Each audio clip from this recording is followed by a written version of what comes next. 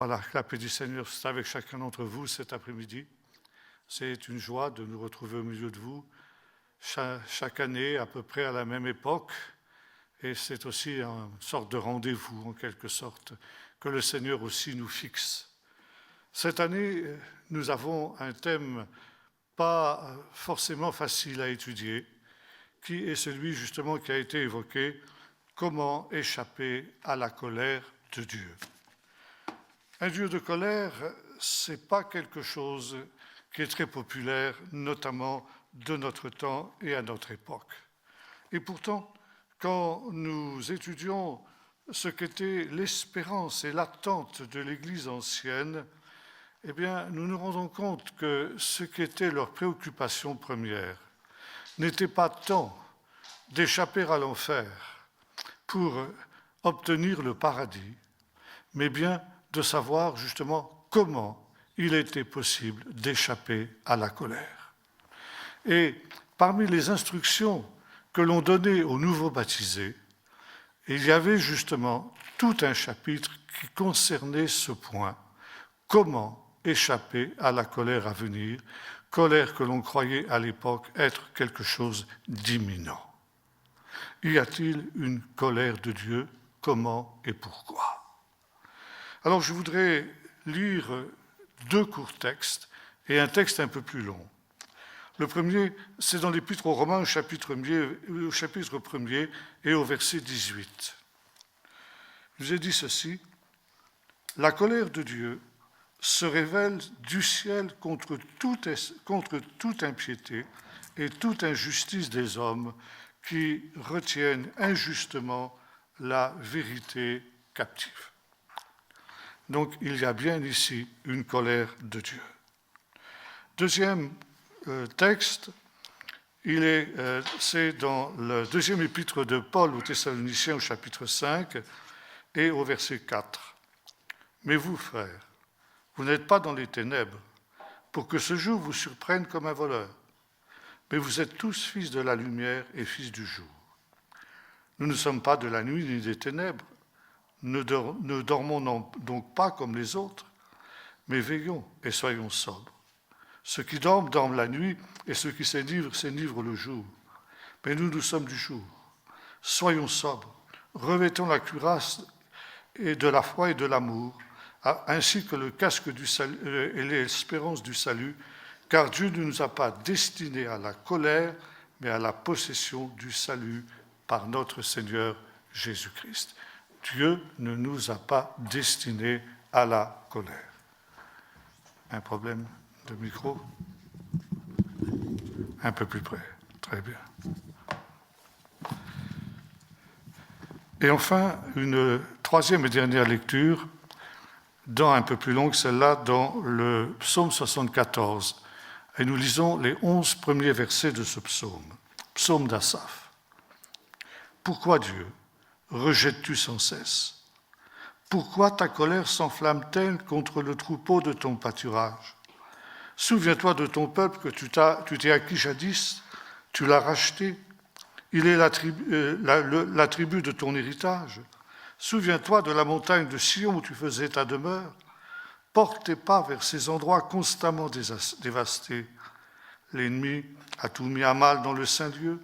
Tes adversaires ont rugi à l'intérieur de ton lieu sacré. Ils ont placé pour enseigne leurs enseignes. On les a reconnus, pareils à celui qui lève la cognée sur des arbres touffus. Et maintenant, ils ont brisé toutes ces sculptures à coups de hache et de marteau.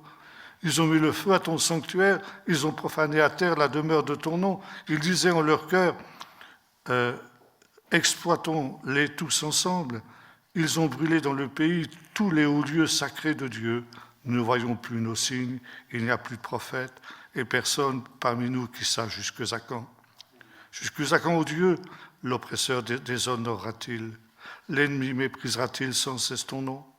Pourquoi retires-tu ta main et ta droite? Sors-la de ton sein, extermine.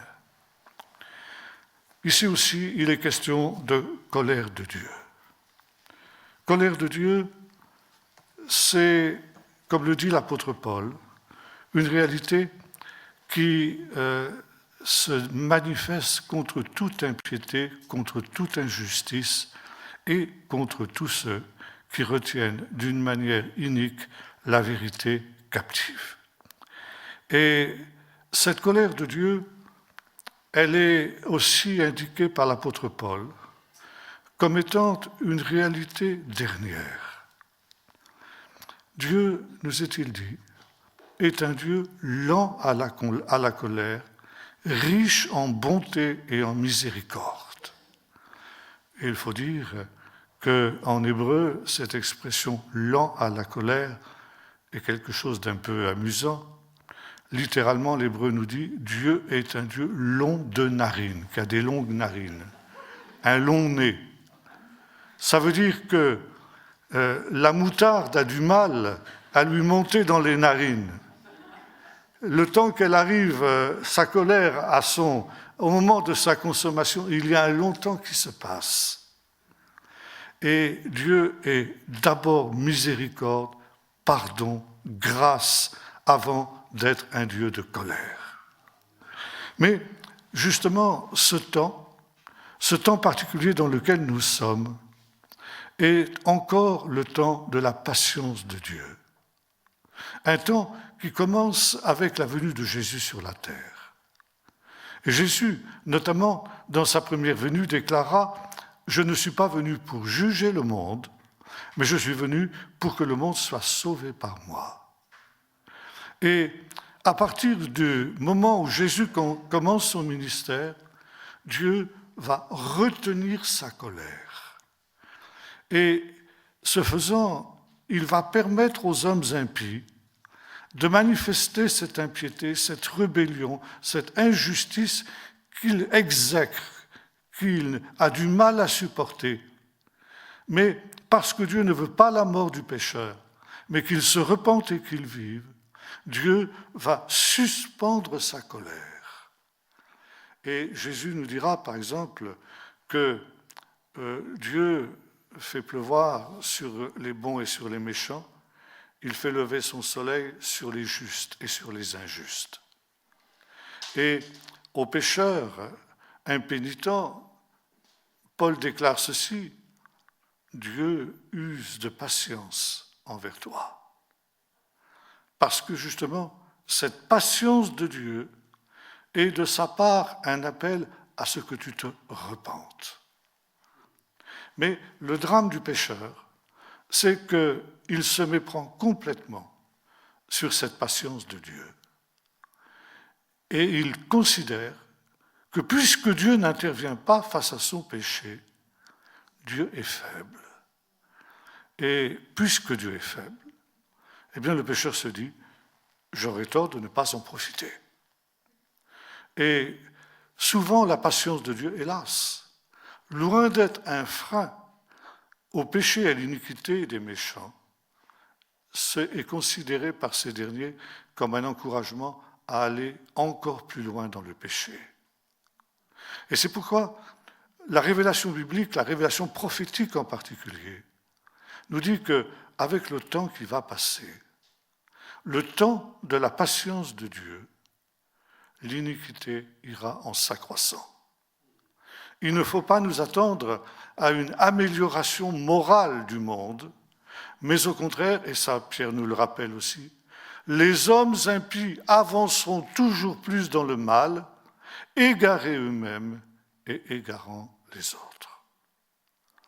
Et notamment, nous dit la révélation prophétique, il viendra un moment où cette iniquité atteindra un degré tel que la patience de Dieu arrivera à son terme. Cette grande patience de Dieu, qui dure maintenant depuis plus de 2000 ans, eh bien, elle arrivera à son terme. Et ce jour-là, dit Paul, parlant justement à ce pécheur qui s'est mépris sur la patience de Dieu, eh bien, Dieu qui aura gardé dans le ciel le compte de toutes les actions des hommes, un peu comme on le ferait pour un compte en banque, qui a non seulement un capital, mais qui produit de l'intérêt. Et bien de la même manière, dans ce jour-là, ce dernier jour, Dieu te présentera la note et tu devras payer jusqu'au dernier sou, intérêt et capital. Ce jour-là, ce sera le jour de la colère de Dieu. Voilà, brièvement énoncé, ce qu'est la colère de Dieu. Ce jour, il est en relation avec aussi une notion qu'on trouve chez les prophètes et que les prophètes appellent le jour de l'Éternel. Le jour de l'Éternel, ça n'est pas un jour de 24 heures, c'est un temps.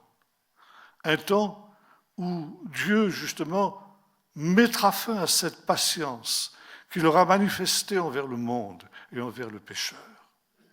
Cette patience qui s'accompagne justement de la grâce de Dieu. Mais cette grâce de Dieu, elle n'est pas éternelle. Jésus nous met en garde, il dit, viendra un temps où le maître de la maison se lèvera et il fermera la porte de la grâce. Et ce jour-là, on aura beau venir frapper à la porte en disant, Seigneur, mais nous avons été de ceux qui ont proclamé ta parole, qui ont prophétisé en ton nom, nous avons fait toutes sortes de miracles en ton nom. Et le Seigneur répondra, je ne vous ai jamais connu, retirez-vous de moi, vous qui commettez l'iniquité.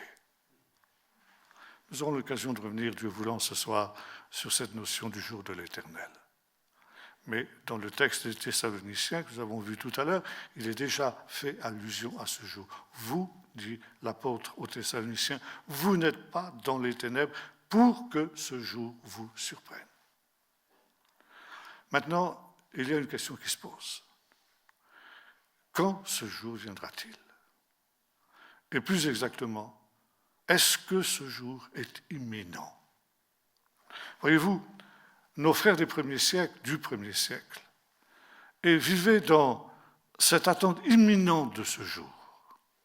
Pour eux, cette manifestation de la colère de Dieu pouvait se produire à tout moment. Et, comme le dira l'apôtre Paul, et ça c'est quelque chose qu'on retrouve pratiquement dans tout le Nouveau Testament, il viendra comme un voleur dans la nuit. Ça, c'était une des instructions que l'on donnait aux premiers chrétiens avant leur baptême. Soyez prêts en tout temps, parce que le Seigneur viendra comme un voleur dans la nuit, au moment où vous ne vous y attendrez pas. Alors nous allons dire, mais plus de 2000 ans se sont passés depuis cette période. Et Pierre nous met en garde aussi, à ce niveau-là. Il dit, sachez que dans les derniers temps, il viendra des moqueurs, disant, où est la promesse de son avènement? Car depuis le début de ces choses, tout est resté comme auparavant. Et c'est aussi une des paraboles de Jésus qui dit, parlant d'un mauvais serviteur, « Mon maître tarde à venir. » Par conséquent, prenons du bon temps, profitons-en. Comme on dit en français, quand le chat n'est pas là, les souris dansent. Et aujourd'hui, bien des chrétiens sont comme les souris, en se disant, eh bien, on a le temps. On a le temps, le Seigneur n'est pas prêt de revenir. Et voyez-vous, Jésus a donné plusieurs paraboles dans lesquelles il mettait en garde en disant qu'une des épreuves les plus difficiles à supporter pour ses disciples, ce serait justement les retards de la venue du Seigneur. Et ce retard de la venue du Seigneur a justement tendance à provoquer cette décontraction que j'évoquais tout à l'heure. Puisque le Seigneur n'est toujours pas revenu, ça peut encore durer longtemps. Profitons-en et prenons du bon temps. Et à l'inverse de la pauvre veuve de la parabole du juge inique, eh bien, on n'est pas prêt non plus à se tenir devant le Seigneur pour qu'il donne justice à ses élus. Mais la Bible nous dit qu'il y aura des signes à la fin, précisément, de cette imminence de la venue du jour de l'Éternel. Et je voudrais que nous nous posions cette question aujourd'hui. Est-ce que dans notre temps, nous voyons déjà ces signes de l'imminence de la venue de la colère de Dieu. Or, il se trouve que notre temps est typique de ce qui se passe dans une situation très particulière, qui est celle où Dieu se tait. Et un des signes les plus importants, les plus tangibles de l'imminence de la venue du jour de l'Éternel, de la colère de Dieu, c'est le temps du silence de Dieu.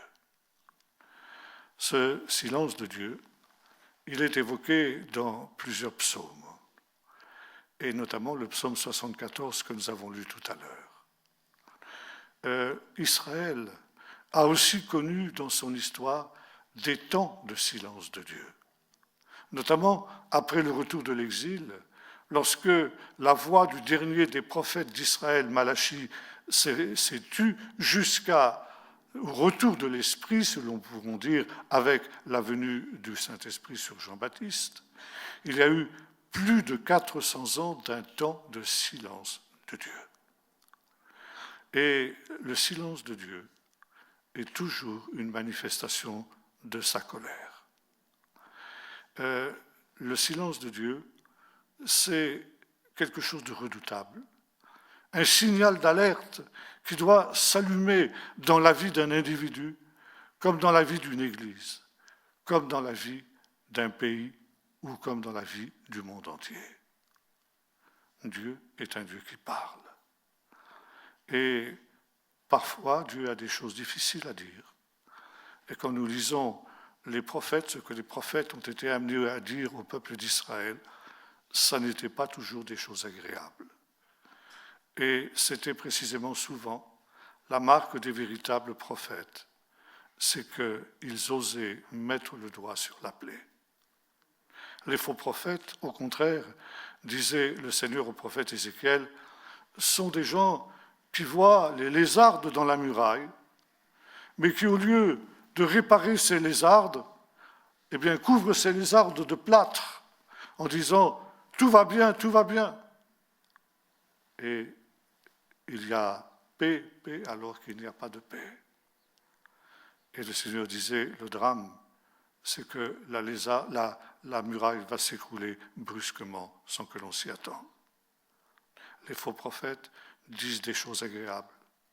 Les faux prophètes disent ce que la nature charnelle de l'homme a envie d'entendre. Et c'est en cela qu'ils sont populaires. Les véritables prophètes étaient des gens qui étaient rejetés. Parce que justement, la chair a des désirs contraires à ceux de l'esprit, et l'esprit a des désirs contraires à ceux de la chair, en sorte que vous ne fassiez pas ce que votre chair naturelle voudrait que vous fassiez. Et Dieu intervient de cette manière. Dieu parle pour ramener son peuple dans ses voies.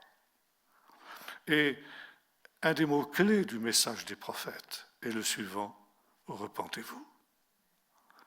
Le prophète n'est pas quelqu'un qui est là pour annoncer l'avenir. Le prophète est là pour manifester le message de Dieu dans le temps présent.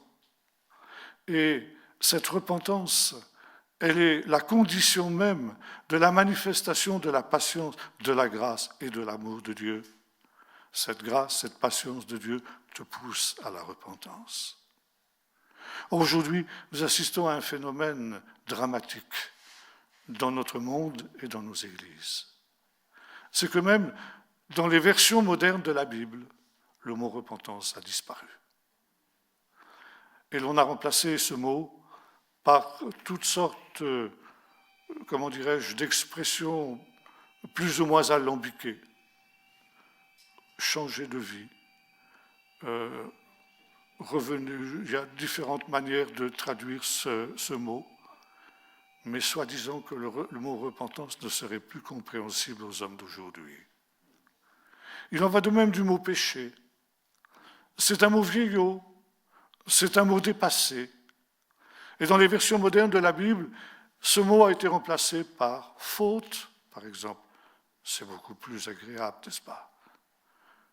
Une bonne nouvelle, nous ne sommes plus des pécheurs, nous sommes des gens qui faisons des fautes.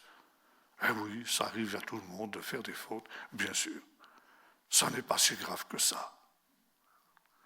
Et voyez-vous, il y a ici toutes ces voix des faux prophètes qui se font entendre dans un temps comme celui-ci. Et Dieu appelle. Dieu n'a cessé d'envoyer des prophètes à son peuple pour le ramener dans ses voies à lui. Et même Jésus, le Fils de Dieu, a connu aussi ce rejet de la part des pécheurs, de ce que Jean appellera le monde. Et à la fin du chapitre 12 de l'évangile de Jean, il y a un tournant important dans la vie de Jésus. L'apôtre nous dit ceci: malgré tant de miracles qu'il avait faits en leur présence, ils ne croyaient pas en lui. Alors Jésus s'enfuit loin d'eux. Et il s'adresse à ses disciples en disant, eh bien, maintenant, je ne parlerai plus au monde, je parlerai seulement à vous. Le monde, c'est-à-dire tout ce qui s'élève contre la connaissance de Dieu, avait rejeté le message du Fils de Dieu. Et est arrivé un moment où le Seigneur a dit, maintenant, c'est terminé, je me tais. Tout a été dit, il n'y a plus rien à dire. Maintenant, la prochaine étape, ce sera le jugement de Dieu. Ils n'ont pas voulu se laisser avertir, ils n'ont pas voulu se laisser reprendre. Vous ne voulez pas revenir dans le chemin de Dieu, vous voulez suivre votre propre chemin. Allez-y, suivez votre propre chemin, vous allez en voir les conséquences.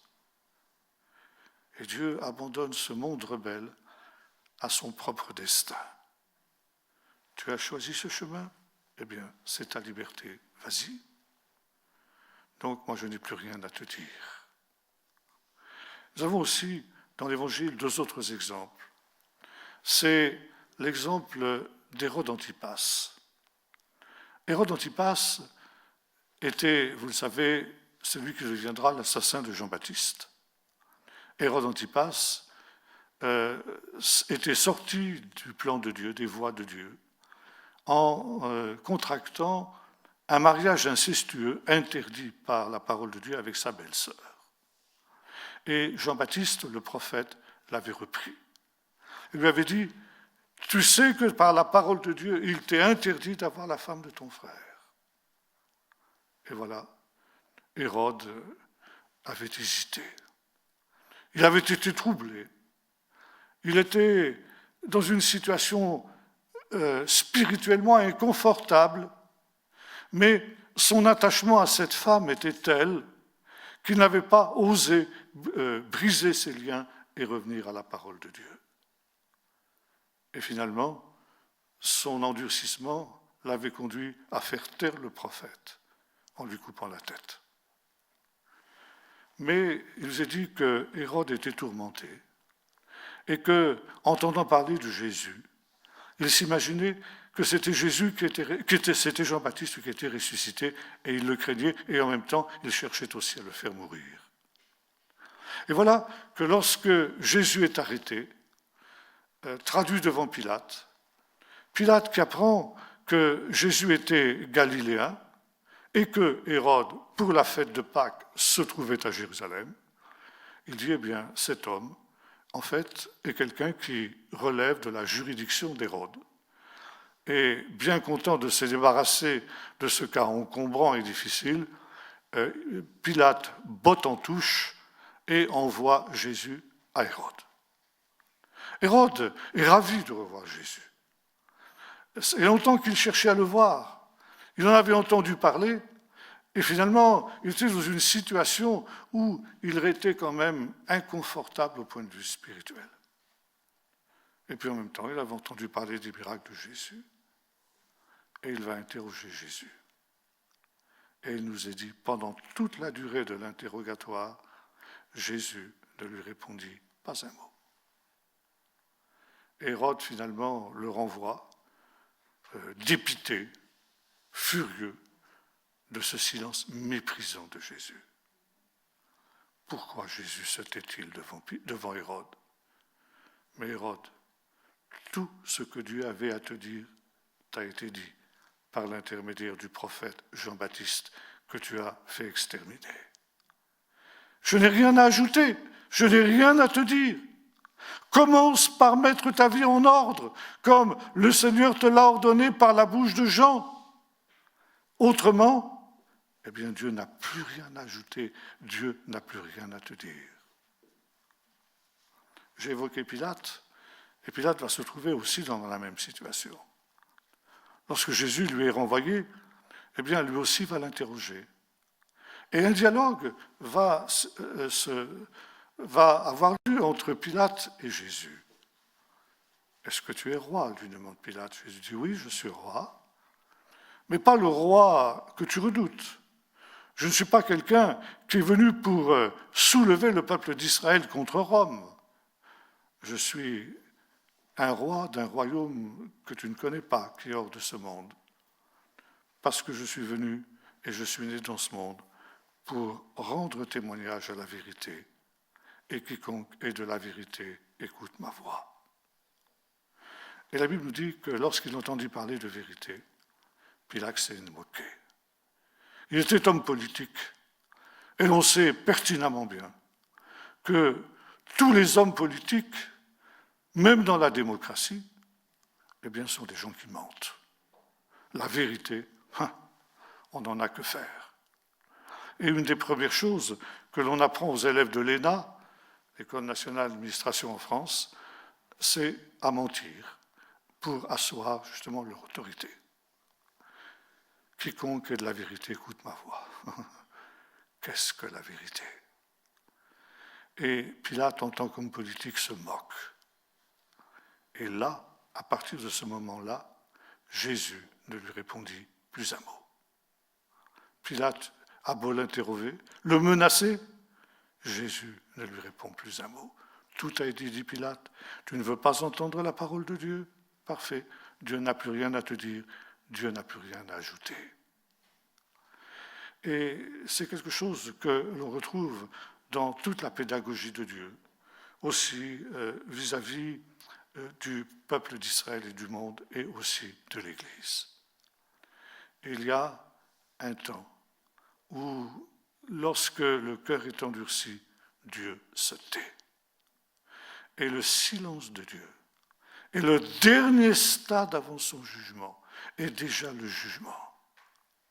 Et c'est une situation terrible à laquelle souvent le pécheur ne prend pas garde. Souvent, d'ailleurs, on est bien content que Dieu se taise. Cette voix des prophètes qui nous rabâche les oreilles avec notre péché. Faites taire les prophètes, disait Amos. Ils ont fait taire les prophètes. Ils ont donné à boire du vin aux Naziréens, qui étaient aussi des gens qui manifestaient la parole de Dieu et qui ne devaient pas boire de vin, pour les faire taire. Ne prophétisez plus au nom de l'Éternel. Dites-nous des choses agréables. Prophétisez-nous des chimères. Ok, vous voulez ça? Allez-y. Mais Dieu se tait. Et ça, c'est le dernier stade avant son jugement. Et nous vivons un temps de ce type-là aujourd'hui.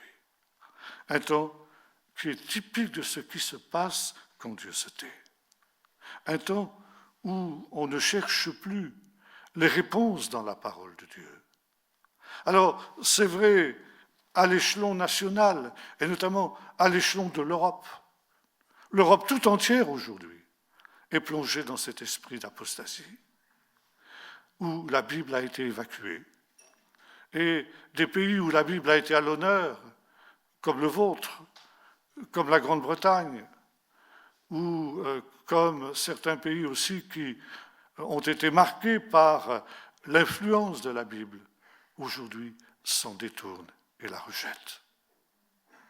Et jusque dans l'Église, aujourd'hui, eh bien, la Bible est mise de côté. Il y a certains mouvements qui prétendent même qu'il faut l'abandonner complètement parce qu'elle est un livre désuet, elle est un livre dépassé. Et même si la majorité du monde évangélique est, Dieu merci, encore loin d'être arrivé à ce stade-là, il n'en demeure pas moins vrai que l'on considère qu'il y a des choses qui étaient circonstancielles dans la Bible et qui sont dépassées aujourd'hui. et que par conséquent, il faut faire le tri entre ce qui est encore actuel et ce qui était pour l'époque du peuple d'Israël, pour l'époque des apôtres, pour l'époque de Paul ou autres. Et ce faisant, eh bien, nous prétendons que, puisque les temps ont changé et qu'il faut être de son temps, l'Église doit être de son temps, alors, eh bien, il faut parler un langage qui soit accessible à l'homme de notre temps. Et l'homme de notre temps n'est plus capable d'entendre ce message de la repentance. L'homme de notre temps n'est plus capable de se reconnaître comme pécheur. Alors, pour rester en phase avec le monde, eh bien, édulcorons ces notions-là. Et ce faisant, nous arrivons à un stade où seul compte aujourd'hui dans notre monde le bonheur et le bien-être individuel. C'est cela qu'il faut donner, c'est cela parce que c'est cela que le monde recherche. Et nous vivons un moment tout particulier dans l'histoire des hommes où seul justement compte le moment présent. Et cette attitude est tout simplement une attitude suicidaire. Et notamment, aujourd'hui, le suicide aussi est quelque chose qui est en progression dans nos pays d'Europe, et notamment chez les jeunes de moins de 30 ans. La première cause de mortalité des gens de cette tranche d'âge, c'est le suicide, y compris des suicides d'enfants.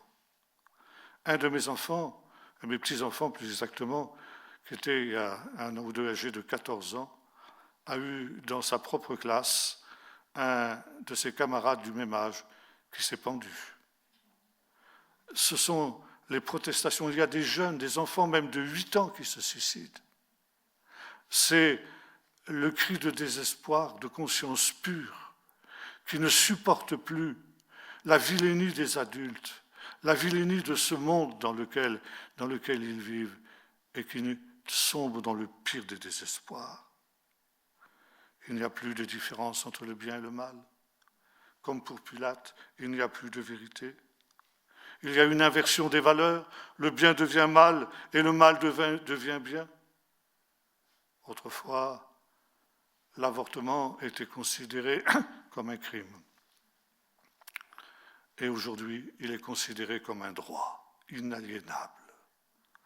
Et notre président de la République en France disait dernièrement, dans ce que l'on a appelé le grand débat, que l'avortement était un des piliers de notre démocratie française. Et on est en train de légiférer, vous n'avez pas le droit d'essayer de décourager une femme d'avorter. C'est puni par la loi. Le mal est devenu bien et le bien est devenu mal.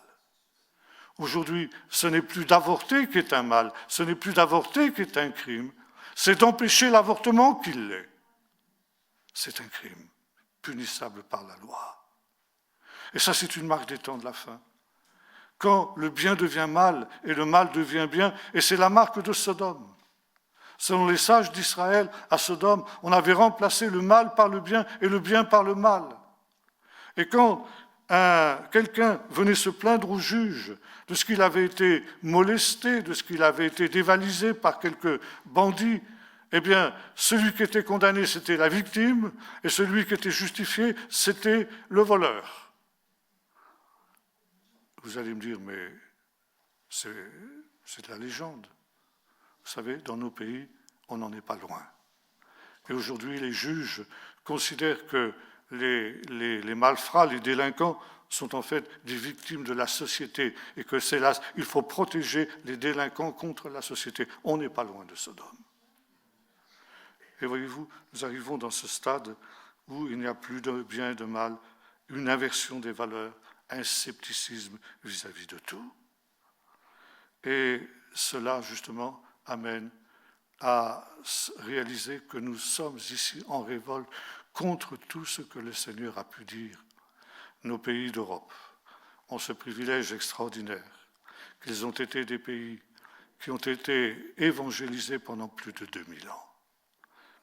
Peut-être plus ou moins bien, vous allez me dire, C'est vrai que nos pays n'ont pas été chrétiens au sens du terme, dans ce sens que tous ces habitants ne sont pas nés de nouveau, mais en tout cas, ils étaient christianisés. Ça veut dire que les institutions, la civilisation, le droit, l'art, l'éducation et tout ce qu'on voudra, la culture étaient pénétrés de l'esprit de l'Évangile. Aujourd'hui, c'est un rejet de toutes ces valeurs, un rejet du judéo-christianisme. Et la parole de Dieu, eh bien, est rejetée, avilie, humiliée, comme disait le professeur Jacques Ellul déjà il y a nombre d'années, une parole qui est humiliée. Nous nous sommes détournés de Dieu. Nos pays se sont détournés de Dieu. Et nous allons voir aussi dans nos églises, on se détourne de Dieu. Alors quand on se détourne de Dieu, Dieu se détourne de nous et Dieu se tait. Et là, nous sommes aussi dans un temps de silence de Dieu. Et quand Dieu se tait, c'est déjà le début du jugement. Alors, il n'y a plus que souffrance et désespoir. Et notre époque est typique de cette souffrance et de ce désespoir. J'évoquais ces souffrances de ces enfants qui se suicident, justement parce qu'à aucune période de l'histoire, il n'y a eu autant de souffrance et de désespoir.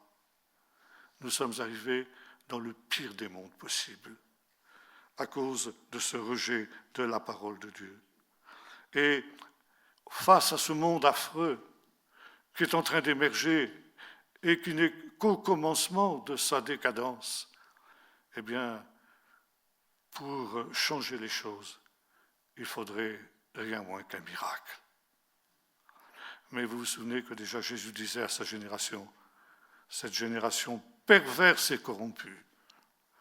Et si la génération de Jésus était perverse et corrompue, que dirait-il de la nôtre? Cette génération perverse et corrompue demande un miracle. Il ne lui sera pas donné d'autre miracle que celui de Jonas.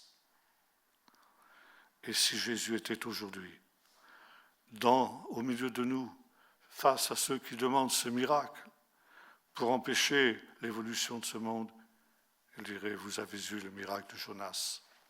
Le Fils de l'homme a été 3 jours et 3 nuits dans le sein de la terre, comme Jonas a été 3 jours et 3 nuits dans le ventre du grand poisson. Dans ce temps-là, il ne vous sera pas donné d'autre miracle. Mais vous allez me dire, n'allons-nous pas vers un grand réveil? Partout on entend parler, mais il y a un grand réveil qui vient dans le monde entier. Où est-il ce réveil? Et là aussi, il y a beaucoup de faux prophètes aujourd'hui. Il y a beaucoup d'hommes et de femmes qui prétendent parler au nom du Seigneur. Mais déjà, à l'époque où Israël était dans cette situation, il y avait aussi beaucoup d'hommes et de femmes qui prétendaient être prophètes et qui ne l'étaient pas. Il y a quelques semaines de cela, je me trouvais dans le sud de la France, au milieu de nos frères gitans. Et j'ai été amené à évoquer cet épisode où Achaz et Joshaphat, 2 rois, les rois d'Israël et des rois de Juda, s'allient entre eux pour aller à la guerre contre Ramoth en Gilad.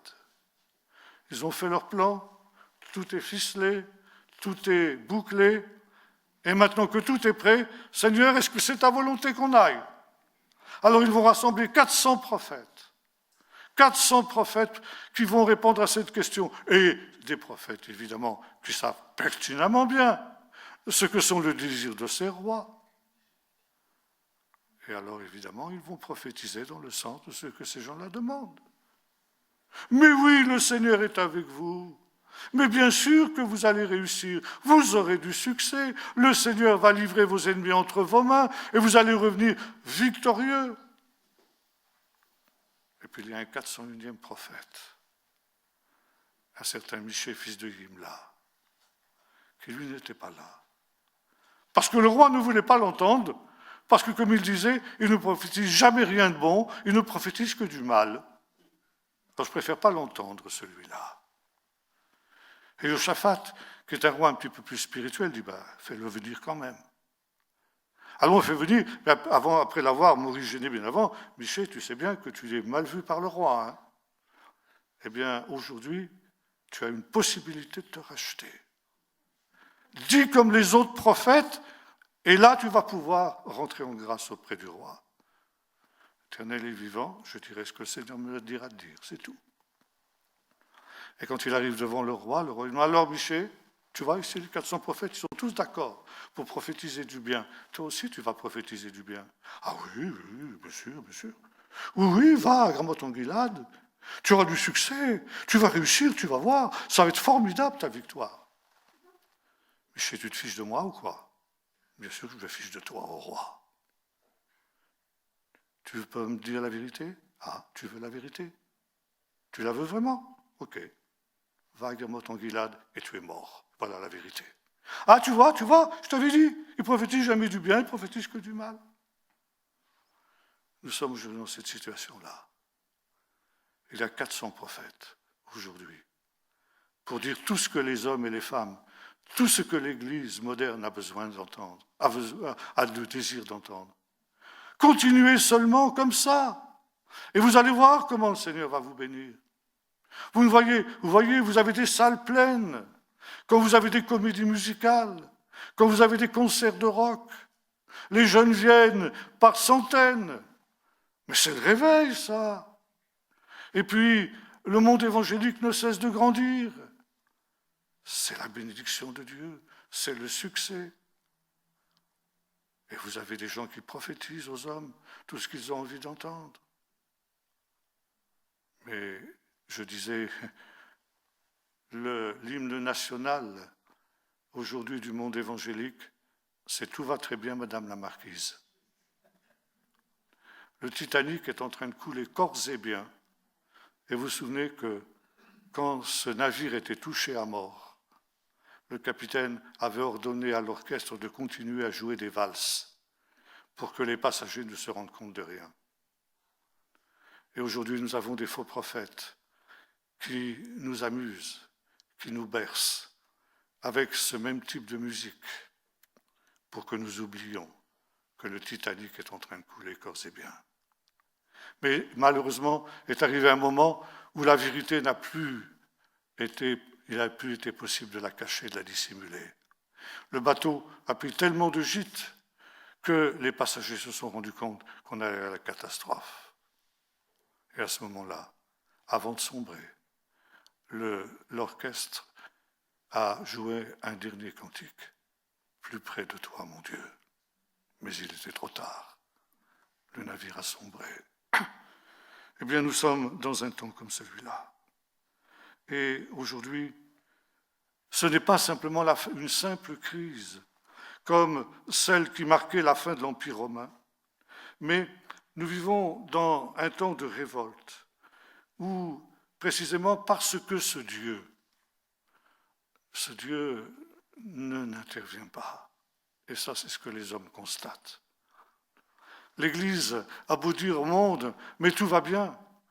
Le Seigneur va faire des grandes choses, va faire des grands miracles. On se rend bien compte que ce n'est pas le cas. Et l'Église est discréditée à cause de cela. Elle est discréditée aussi à cause des scandales qui se manifestent en son sein. Alors vous allez me dire, c'est surtout vrai pour les grandes églises, peut-être, mais pas seulement. Alors il faudrait un miracle. Mais ce miracle, il tarde à venir. Et si Dieu ne fait pas de miracle, eh bien, alors je fais exprès, c'est un monstre. Il n'existe pas. D'ailleurs, il n'est pas digne d'exister s'il n'intervient pas. Et on tombe dans le blasphème. Et le blasphème, c'est aussi une des dernières iniquités que l'homme peut commettre avant le jugement de Dieu. Et nous sommes aussi dans un monde de blasphème. Aujourd'hui, Dieu laisse le monde aller à son destin parce qu'il a choisi cela. La foi chrétienne n'est plus qu'une foi parmi les autres. Et aujourd'hui, nous sommes dans la situation du psaume 74 que nous avons évoqué tout à l'heure. Il n'y a plus de prophètes véritables et plus de signes de l'authentique et véritable présence de Dieu. il y a des faux signes. Parce que l'ennemi a établi dans le saint lieu ses signes. Il a dressé ses enseignes. Il a établi ses faux prophètes. Alors, comme quand le peuple d'Israël était allé à la bataille d'Événézer et que là, la présence de l'arche dans le camp avait été tellement extraordinaire qu'on s'était mis à sauter, à danser, à crier de joie, tellement que le camp des Philistins en était bouleversé. Le Seigneur est présent. C'est ici le temple de l'Éternel. C'est ici le temple de l'Éternel. C'est ici le temple de l'Éternel. Et quand la bataille est donnée, c'est la catastrophe la plus totale. Même l'arche d'alliance est prise. Illusion. Dangereuse illusion. Aujourd'hui, toute une partie du peuple de Dieu vit dans cette illusion. Parce que la parole de Dieu n'est plus prise en compte, parce qu'il n'y a plus d'obéissance véritable au Seigneur. L'homme moderne ne croit plus à la vérité. Il accepte la propagande, parce que finalement il sait que tout est mensonge. Mais quand le mensonge est répété par 400 prophètes, il devient la vérité. Et aujourd'hui, malheureusement, c'est ce qui se passe. Et ce faisant, le silence de Dieu est le dernier stade avant la manifestation de sa colère. Dans le premier livre de Samuel, au chapitre 2 et verset 1, il y a un texte très intéressant qui concerne la fin de la vie de David. Chapitre 24, premier livre de Samuel, verset 1er. La colère de l'Éternel s'enflamma à nouveau contre Israël. Maintenant, il y a un texte parallèle dans le livre des Chroniques, au chapitre 21 et verset 1er. Premier livre des Chroniques, chapitre 21 et verset 1er. Comparez les deux. Dans 2 Samuel, il nous est dit « La colère de l'Éternel s'enflamma à nouveau contre Israël. » Et ici, 2 Chroniques, « Satan se dressa contre Israël et il excita David à faire le recensement du peuple. » Alors, voyez-vous ici, dans un des textes bibliques, il est question de la colère de Dieu et de l'autre côté, il est question de Satan. Est-ce que c'est contradictoire ? Non, c'est complémentaire. Et Satan est celui qui exécute la colère de Dieu. Quand Dieu est en colère, il dit à Satan, eh bien, vas-y. Et c'est ce qui se passe à l'époque justement de David que nous avons évoqué. Et Dieu laisse le champ libre à Satan, qui devient ainsi l'instrument de sa colère. Et aujourd'hui, les forces démoniaques sont déchaînées dans notre monde et se déchaînent aussi dans l'Église. Nous aurons l'occasion d'en reparler. Et Satan, nous dit-il dit, c'est le prince de la mort. Jésus est le prince de la vie, mais Satan est le prince de la mort. Et cette culture satanique, diabolique, qui aujourd'hui déferle sur notre monde parce que Dieu se tait, parce que le monde a rejeté le Seigneur, alors Dieu laisse libre cours à Satan. Et c'est une culture de mort qui est en train de s'étendre sur toute la terre. C'est un véritable culte de la mort auquel nous assistons.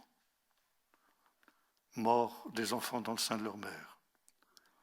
Une des pires choses qui puissent se commettre. Le crime parfait, le crime par excellence. Parce que c'est la mise à mort de l'innocent au sens le plus total du terme. L'innocent qui ne peut même pas se défendre, ni par ses cris, ni par ses pleurs. Aujourd'hui, on arrive à avorter des enfants qui sont pratiquement arrivés à terme. Et on les utilise pour des expériences que les âmes sensibles n'accepteraient même pas que l'on inflige à des animaux. Par contre, quand il s'agit d'embryons humains, c'est possible. Savez-vous qu'une maison comme Pepsi Cola utilise des extraits d'embryons comme rehausseur de goût de son produit, entre autres. Ces fameuses PMA,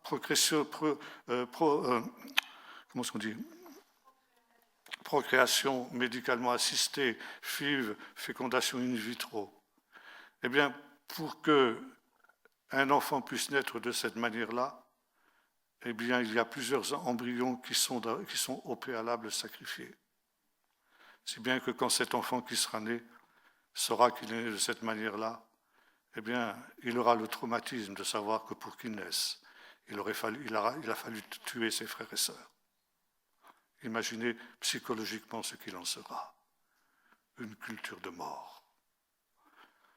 Et je pourrais vous en parler des choses encore plus abominables que celle-là. Et puis aussi maintenant, il y a l'euthanasie. Dans votre pays, vous êtes plus avancés que nous. Ça existe déjà. Une culture de mort. On choisit la mort. Nous sommes revenus à Hitler. Au moment de toutes les grandes manifestations où on se souvient justement, parce qu'il faut se souvenir, n'est-ce pas?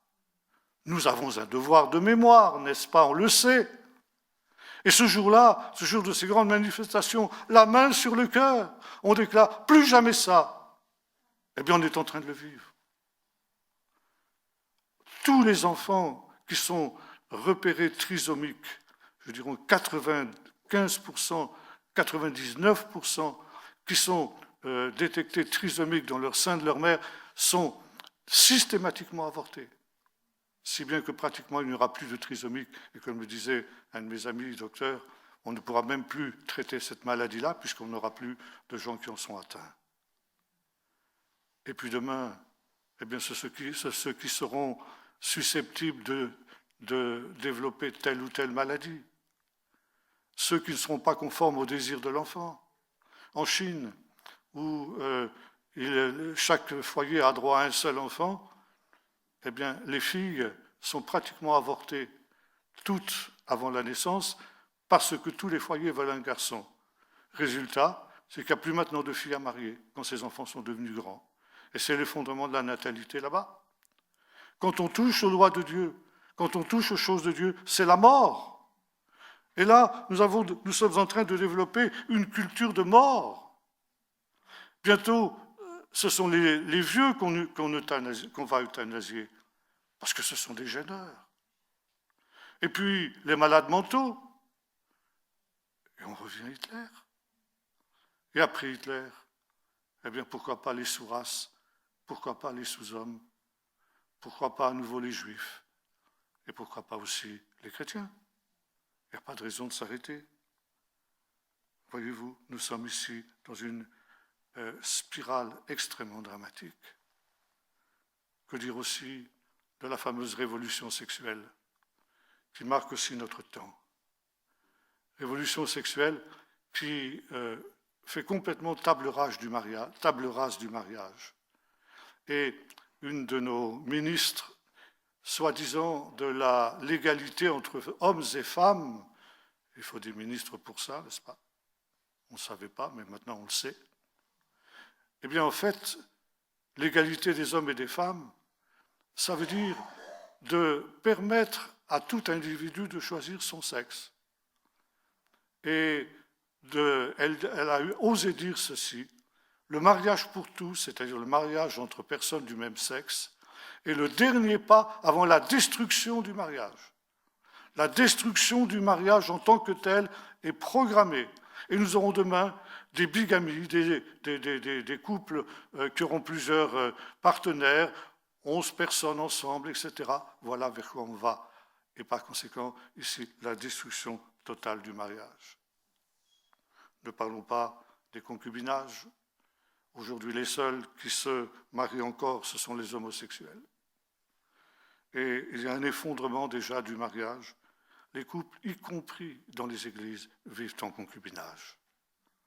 Et je me souviens de cette église que nous avons visitée. C'était une famille qui nous recevait et qui nous faisait part de cette expérience dramatique qu'ils avaient vécue. Une de leurs filles, chrétienne, baptisée, C'était un amouraché d'un jeune homme, lui aussi, chrétien, baptisé. Et ils s'étaient mis à vivre ensemble. Et la mère avait dit à sa fille, mais écoute, qu'est-ce que dit la Bible? Ah oui, mais la Bible, tu comprends. Et comme la mère l'a tarabusquée, elle a dit, ben, je demandais à mon pasteur. Elle est allée voir le pasteur. Le pasteur lui a dit, mais oui, vous vous aimez? Eh bien, c'est comme si vous étiez mariés. Et la mère était complètement déconcertée. Elle dit, mais c'est pas possible qu'un pasteur ait pu dire des choses pareilles. Et quelque temps, cette fille se rendait à ses études, elle étudiait dans sa voiture. Et soudain, sa voiture a fait un triple tonneau. Et sa voiture a été complètement en miettes. Elle est sortie avec quelques égratignures miraculeusement préservées. Et là, soudain, elle s'est dit ceci, à cet instant où je devrais être morte. Et si j'étais morte maintenant, où je serais? Et la réponse, elle le savait, en enfer. Elle a compris que c'était un avertissement de Dieu. Elle est allée voir son fiancé et lui a dit, c'est fini entre nous. Je rentre chez ma mère, tu vas chez la tienne, et nous attendrons le temps du mariage pour être ensemble. Mais voyez-vous, des pasteurs eux-mêmes vont jusqu'à recommander des choses semblables. Et il n'y a maintenant plus aucune limite, plus aucune morale. Et par conséquent, nous sommes dans un temps du silence de Dieu. Alors, question, comment échappons-nous? Question qui est d'ailleurs posée par l'auteur de l'Épître aux Hébreux, au début de son épître. Comment échapperons-nous si nous négligeons un si grand salut? Et la réponse, elle nous est donnée aussi dans les textes que nous avons lus tout à l'heure. Dieu ne vous a pas destiné à la perdition, mais à échapper à la colère et à hériter le salut. Vous voyez-vous, j'ai dit tout à l'heure, notre culture, ce temps où Dieu se tait, eh bien, permet le déchaînement des forces démoniaques dans le monde et aussi sur les églises. Et le diable, le prince de la mort, celui qui a entre ses mains la puissance de la mort, veut conduire à la mort. Et puis, il y a Jésus, le prince de la vie, celui qui a vaincu la mort et qui a mis en évidence l'immortalité. Et déjà, le peuple d'Israël s'était trouvé confronté à ce choix. Et à la fin du livre du Deutéronome, Moïse dit à Israël, voilà, j'ai placé devant toi deux chemins, le chemin de la vie et le chemin de la mort, le chemin de la bénédiction et le chemin de la malédiction. Le chemin de la vie et de la bénédiction, si tu écoutes cette parole, cette Torah que je viens de te donner, si tu la mets en pratique, alors ce sera la vie pour toi. Mais si tu t'en détournes, alors ce sera la mort. Tu es au carrefour, tu es à la croisée des chemins. Choisis. Et voyez-vous, ce qui est extraordinaire, c'est que Dieu laisse l'homme parfaitement libre de ses choix. Dieu ne l'influence en rien. Tu veux choisir la voie de la mort? Va. J'en aurai de la peine. Je souffre parce que je t'aime. Parce que je ne voudrais pas que tu ailles à la mort. Mais si tu choisis ce chemin, tu le choisiras, tu iras. Et c'est pourquoi, parce que je t'aime, parce que je veux le meilleur pour toi, je t'exhorte, je ne te contrains pas, mais je t'exhorte, je te presse, choisis la vie afin que tu vives. Nous sommes aujourd'hui à ce tournant, à cette croisée de chemin entre deux voies, cette culture de mort, d'un monde qui a choisi la mort et qui l'a choisi, je dirais, en toute connaissance de cause. Et finalement, son seul idéal, c'est de jouir au maximum de ce que cette courte vie peut le rappeler, peut lui procurer. Mais il sait que, comme disait le poète déjà, mangeons et buvons, demain nous mourrons. C'est la mort, ou le chemin de la vie, qui consiste à revenir sur le chemin de Dieu. Et si le Seigneur disait le chemin de la vie, c'est la Torah, c'est la parole révélée de Dieu. Elle montre le chemin de la vie. Aujourd'hui, le drame de l'Église, c'est que les chrétiens ne lisent plus la Bible, parce qu'ils n'y croient plus. À la loi et au témoignage, si on ne parle pas ainsi, il n'y aura pas d'aurore pour le peuple.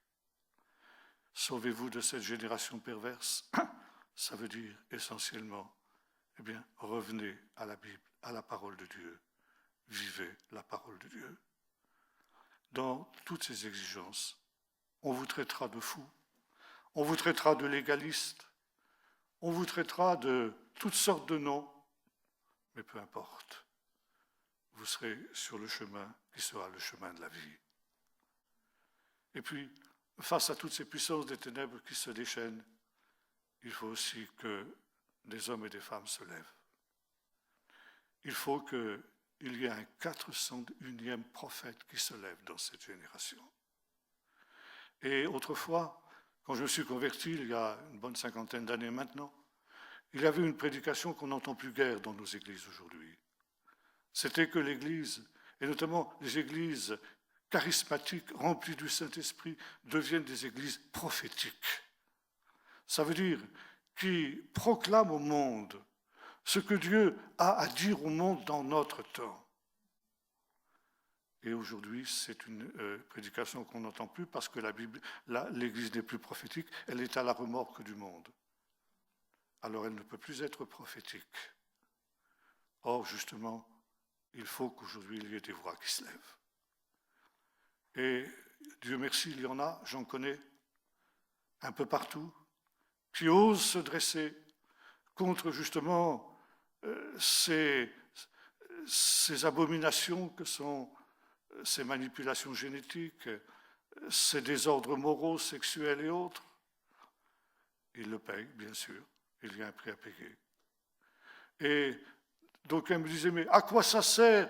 On ne changera rien à l'évolution du monde. C'est écrit, ça doit arriver. Oui, c'est vrai, mais les prophètes aussi savaient qu'ils ne changeaient rien.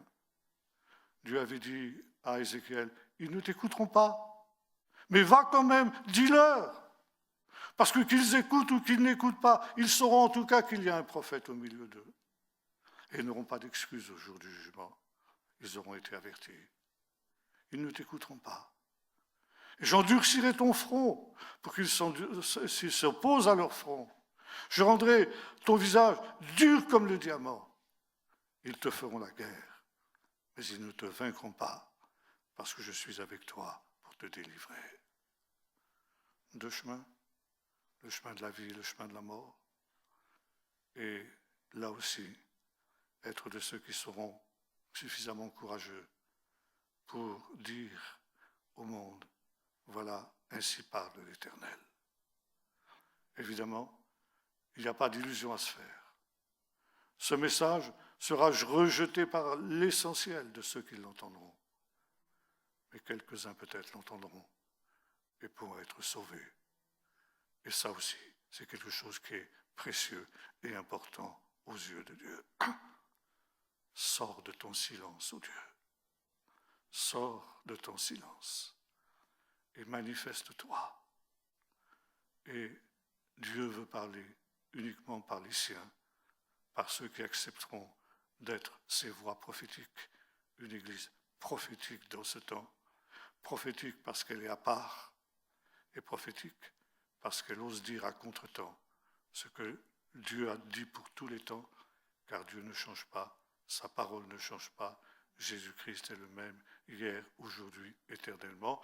Nous n'avons pas à être d'un temps, l'évangile n'est pas d'un temps, il est de tous les temps, et il est au-delà de tous les temps, parce qu'il est la parole éternelle et immuable du Dieu vivant, du Dieu d'amour, du Dieu qui veut le salut du maximum et qui ne veut pas la mort du pécheur, mais qu'il se détourne de son péché et qu'il vive. Nous allons prier. Seigneur notre Dieu,